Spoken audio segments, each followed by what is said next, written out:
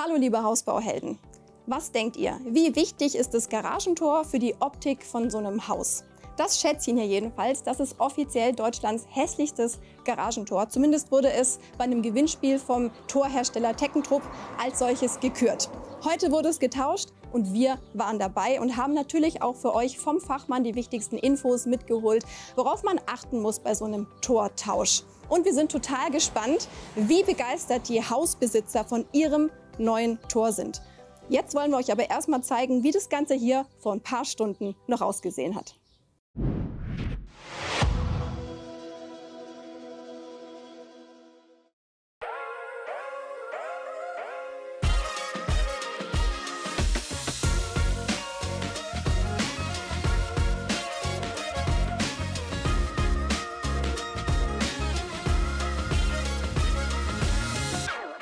Hi Marcel, hi Luisa. So, also ihr habt jetzt hier also offiziell, kann man sagen, Deutschlands hässlichstes Garagentor. Wie kam es denn dazu?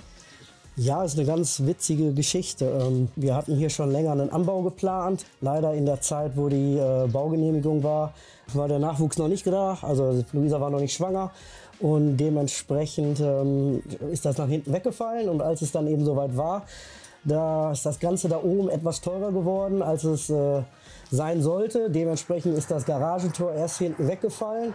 Und durch Zufall habe ich dann diesen Screenshot gekriegt von einem Freund mit dem Teckentrupp Gewinnspiel. Und da dachte ich mir, komm, man versucht es einfach mal und vielleicht klappt es ja. Also es wurde Deutschlands hässlichstes Garagentor gesucht. Ihr habt euch beworben und ja, ihr seid geworden. Fragwürdige Freude, aber ihr habt da einen Tausch gewonnen. Das heißt, ihr bekommt jetzt ein neues Garagentor hier eingebaut. Was hat euch denn an eurem Tor gestört?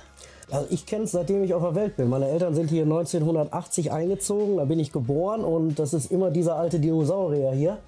Und von daher, das war halt immer schon so ein Schandfleck und jetzt, wo man da oben so diesen neuen Anbau hat, da dachten wir uns, komm, irgendwo müssen wir was machen, ja. Also das heißt, das neue Garagentor soll jetzt zu dem schönen Haus passen, was ihr euch hier ja hingestellt habt, beziehungsweise was ihr euch hier erneuert habt. Was habt ihr euch ausgesucht? Was kommt jetzt hier rein? Und was war euch wichtig? Es sollte halt im Prinzip optisch zu diesem Anthrazit da oben so ein bisschen passen und er hat mir dann verschiedene Oberflächen und alles gezeigt und ja, meine Frau war arbeiten, da konnte ich das aussuchen. So, und wie glücklich bist du damit, mit dem Ergebnis? Ich lasse mich überraschen. Also, auch das kann nur schön werden. So, moin Herr Landbermann. Schönen guten Morgen. Sie haben heute die Ehre, Deutschlands hässlichstes Garagentor auszutauschen und vielleicht Deutschlands schönstes reinzubauen. Wie kam es denn eigentlich dazu, dass Sie das jetzt hier machen? Ja, ich habe mit Herrn Schröder, das ist ja der Gewinner, der das schönste Tor jetzt bekommt und das hässlichste wird ausgebaut. Und Herr Schröder hat einfach gesagt, das Tor gefällt mir überhaupt gar nicht mehr, hat es dann ja auch beworben, es wird dann ja auch heute ausgetauscht. Was kostet denn sowas? Haben Sie da so eine Preisgrößenordnung für uns? Ja, so eine komplette Modernisierung, die besteht daraus, dass wir das alte Tor ausbauen, mitnehmen, das neue Tor einsetzen und auch Nebenarbeiten durchgeführt werden. Das liegt circa bei 2.000 bis 2.500 Euro. Das ist schon auch ordentlich. Jetzt haben Sie gerade schon ein bisschen was gesagt. Worauf muss man denn achten? Also jetzt habe ich hier so ein altes Tor drin. Ja, das ist jetzt wirklich in die Jahre gekommen. Kann ich ja jetzt wahrscheinlich nicht einfach 1:1 irgendwie austauschen. Das heißt, ich muss bestimmt irgendwelche Dinge beachten in der Wahl des neuen Tors. Was darf man denn da auf keinen Fall falsch machen? Ja, man sollte auf jeden Fall genau schauen, dass ich auch einen Gewinn habe an Durchfahrtsbreite, weil das ist ja auch oft ein Grund, warum so ein Tor noch zusätzlich ausgebaut wird. Wenn Sie zu neuen Kunden gehen, die sich überlegen, ihr Garagentor auszutauschen, gibt es da so ein paar Sachen, was Sie auch vielleicht der Community mitgeben können, was man sich vorher für Gedanken machen müsste? Also was wollen Sie am Anfang immer wissen von den Kunden? Gibt es da vielleicht so eine Checkliste? Ja, natürlich. Also da gibt es zum Beispiel auch so ein Thema Sicherheit auch ganz groß geschrieben. Das heißt, wenn kleine Kinder da sind, wir haben es auch schon gehabt, da war jemand, der hatte einen behinderten alten Hund, der schon einen Schlaganfall gehabt hat. Da war ihm wichtig, dass er eine Lichtschranke hat. Das heißt, dass der Hund nicht irgendwie vom Tor erdrückt wird. Oder eben auch das Thema Durchfahrtsbreite ist tatsächlich das größte Thema. weil die Autos werden immer größer, komfortabler, breitere Spiegel. Somit ist das Sektionaltor prädestiniert, dass man die maximale Durchfahrtsbreite hat und auch die Durchfahrtshöhe, die wir hier auch wie man später vielleicht sehen kann, erhöhen können durch die neue Technik.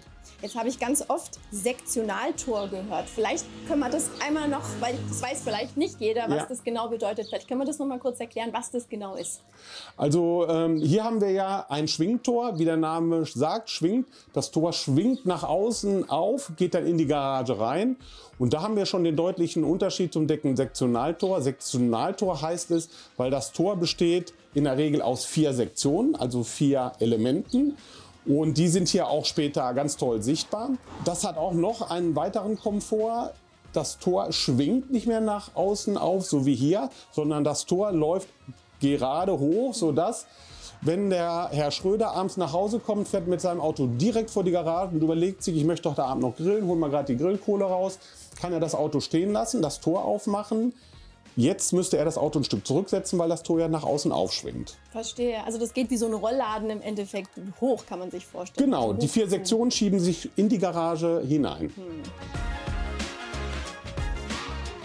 In welcher preislichen Lage gibt es da eigentlich nach oben irgendwelche Grenzen beim Thema Garagentor? Also jetzt mal unabhängig von hier, vielleicht allgemein gesprochen, was gibt es da vielleicht für Highlights, die man sich reinbauen kann, die den Preis jetzt noch nach oben treiben würden? Das ist eine total gute Frage, weil Sie haben vollkommen recht. Da gibt es also ganz, ganz viele Möglichkeiten. A, vom Design. Es gibt Applikationen, die man vielleicht in der Haustür wiederfindet. Das können Quadrate sein, das können runde Embleme sein, die auf dem Tor sind. Aber was es dann auch noch gibt, sind zum Beispiel Lichtbänder oder Fenster, die sowohl waagerecht in dem Tor angeordnet sein können, aber auch senkrecht. Und wie sieht es so mit technischen Lösungen aus? So mal in Richtung Automation gedacht. Was gibt es da für Lösungen? Das ist auf jeden Fall auch immer etwas, was stärker in den Markt kommt. Sprichwort Smart Home, dass der Kunde, wenn er im Urlaub ist, sein Garagentor aufmachen kann, zumachen kann, beobachten kann, ist es geschlossen. Das ist ein großes Thema, was natürlich auch mit einem Sektionaltor verbunden werden kann, diese Funktion. Und Torzustand oder auch eine Feuchtigkeitsüberwachung. Das heißt, Sie kommen mit einem PKW bei nassem Wetter in die Garage. So gibt es Sensoren, dass die Garage entsprechend auffährt zur Belüftung und später wieder schließt. Das sind auch Themen, die Kunden interessiert. Vielleicht noch mal ganz kurz, letzte Frage. Der Aufbau jetzt heute, der Ausbau und dann wieder der Einbau. Können Sie ganz kurz in wenigen Sätzen beschreiben, wie in welchen Abschnitten das jetzt passiert? Genau, meine Mitarbeiter, der Maurice und der Pascal, werden gleich als erstes das Tor aufmachen, das Torblatt herausnehmen. Dann werden die Federn entlasten, die ganze Zarge inklusive der Laufschienen, es wird ausgebaut. Dann werden wir, dort unten ist noch eine alte Estrichkante, die wird herausgeschnitten. Dann wird die neue Zarge ausgepackt, befestigt, der Rahmen eingesetzt, mit einem Laser auf einen Millimeter genau ausgerichtet. Und wenn das alles sitzt mit den Laufschienen, dann kommen wir schon zu dem Kernstück und dementsprechend werden dann die einzelnen Sektionen eingesetzt.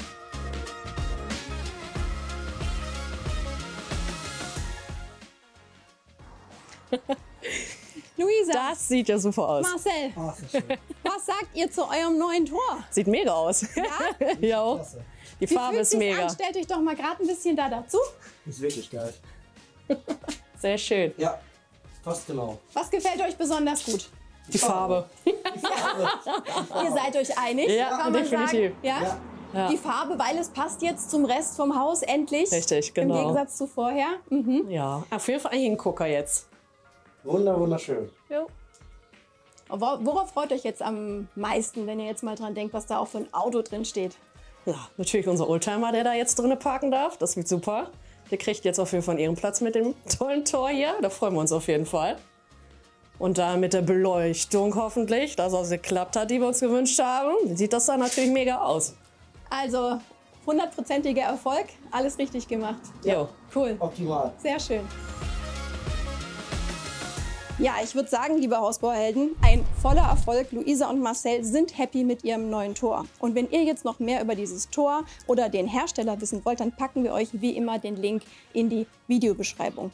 Jetzt bleibt mir nur noch zu sagen, wenn euch das Video gefallen hat, dann lasst uns gerne ein Like da, abonniert unseren Kanal und wenn ihr uns eine besonders große Freude machen wollt, dann aktiviert noch die Glocke, denn dann verpasst ihr keins unserer Videos mehr.